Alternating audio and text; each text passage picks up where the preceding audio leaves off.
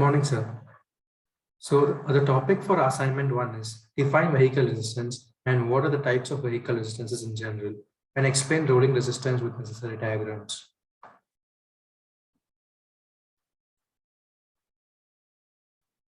Vehicle resistance. This is the resistance a vehicle faces while attempting to move from a stalled condition or while accelerating. This resistance must overcome the power of the engine in order to sustain motion. When the power produced is smaller than the resistance in motion, the vehicle will gradually slow down. We must have experienced this while slowing down of bicycles when we stop pedaling, and also the bicycle also slows down if we go uphill or if the wind blows from front. A poorly inflated tire can also cause a vehicle to groan more and slow down. These are the resistances that force the vehicle to slow down under the effect. Air resistance or aerodynamic drag. When a body travels within a dense medium, the molecules of the medium collide with the moving object and thereby absorb some of the energy. This is felt as resistance to the moving object.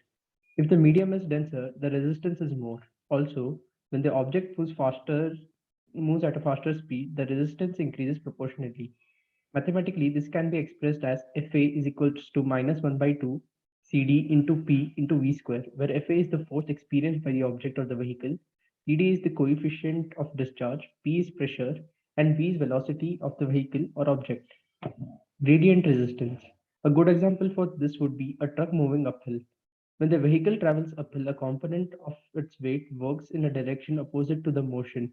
If some energy is not supplied to overcome the backward force, then the vehicle would slow down, stall, and then roll backwards.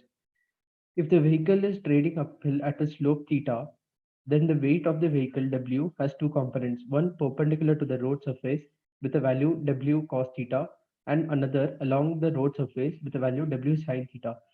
Component of the force along the road surface is the one that tries to restrict its motion. The gradient resistance is given by Fg is equals to W sin theta. Now, moving on to inertia. Inertia is resistance to change the direction or velocity of a body either at rest or in motion. It is related to changing the heading or direction of a vehicle that is changing from the straight ahead driving to a turn. The importance of inertia and weight distribution as they relate to driving is that they affect the amount of time required to make a transition from straight to turning or vice versa. Inertia is nothing but the property of matter by which it continues in its existing state of rest or in motion until unless an external force acts on it. The biggest example which you can take for inertia is the motion of a car.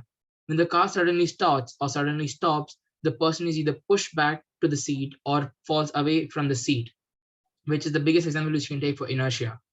Now, if you see in the diagram given or the picture represented here, we see that when the person flicks the paper away, the coin falls straight down.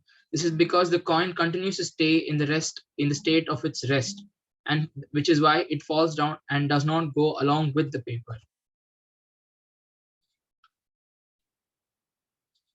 Now, moving on to rolling resistance. Rolling resistance, sometimes called rolling friction or rolling drag, is the force resisting the motion when a body rolls on a surface, typically ball, tire, or wheel, which is anything in circular in shape. Now, it is mainly caused by non-elastic effects, that is, not all the energy needed for movement of the wheel or roadbed, etc., is recovered when the pressure is removed. The slippage between the wheel and the surface also results in energy dissipation. Now, when a vehicle rolls, it rolls with the tires in contact with the road surface or the roadbed. The relative motion between the two hard surfaces produces friction, which is nothing but the rolling resistance. Now, if we see the picture or the diagram here, we see, let's just consider it to be a wheel. So the force is acting towards the left, and the weight is always acting downwards, which is due to gravity. And these are the parameters which you consider, which is the weight of the body and the force acting on the body, and R, which is the resistance of the body. And R here is the rolling resistance. Now, the force that resists the motion of a body rolling on a surface is called the rolling resistance or the rolling friction. So if you see in the diagram here, the weight is always acting downwards, which is due to acceleration due to gravity, which is given by 9.81 meters per second square. Now, the rolling resistance is always in the opposite direction of the force given to the body. In this case, the pulling force is towards the right, whereas rolling resistance is towards the left, which is opposing the pulling force.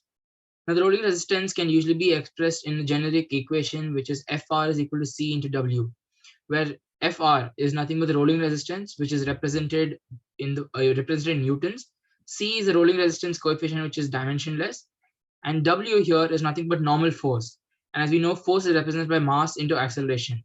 In this case, acceleration is nothing but G, which is acceleration due to gravity, which is 9.81 meters per second square. And M is the mass of the body, which is represented in kgs. Now, the rolling resistance coefficient, which is C, it can be influenced by different variables like the wheel design, rolling surface, the radius of the wheel dimensions, etc. The rolling resistance can alternatively be expressed as Fr is equal to CIW into R, where Ci is the rolling resistance coefficient, which is dimension of length, which is in millimeters, and R is the radius of the wheel, which is again usually calculated in millimeters, and W is remaining the same, which is normal force, which is mass into acceleration. In this case, M into G, which is mass into acceleration due to gravity. Thank you.